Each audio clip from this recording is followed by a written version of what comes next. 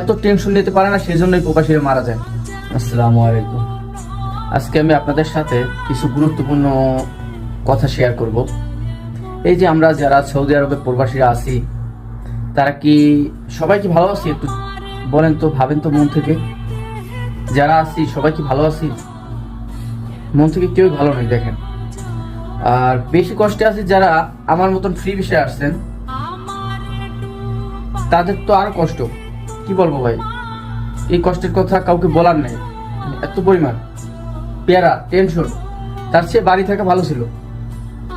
Saudi আরবে আইসে যে কি ভুল করলাম ফ্রি ভিসার কাজে এসে, সেটা যে যে আসছেন সে জানেন। দেখেন, আসছেন ভালো কথা, কাজ কাম করতেছেন, টাকা পান না। এরকম কার কার সাথে হয় একটু জানান আমাদেরকে। এরকম কার কার সাথে হয় একটু জানান। এই যে কাজ করি কত মাস হয়ে গেছে, টাকা পাই না, কাজ নাই, এত পেরেশানি নেওয়া যায়। আকামা শেষ, আকামা করতে হবে, আকামার টাকা, মানে এত টেনশন নিতে নিতে প্রবাসীরা কেন মারা যায় বলেন? এত টেনশন নিতে পারে না, সেই জন্যই প্রবাসীরা মারা যায়। বুঝতে পারছেন? কিছু বলার নেই ভাই। প্রবাসী আসছি টাকা ইনকাম করার জন্য। কি টাকা ইনকাম করবো বলেন? টাকা ইনকাম, হায় রে টাকা। প্রবাস, এটা কি বলে প্রবাস? প্রবাস তো নয়, যেন একলা বাস। মানে কি বলবো, ভালো লাগে না, কিচ্ছুই ভালো লাগে না। কাজ নেই, বসে আছি, টাকা পাই।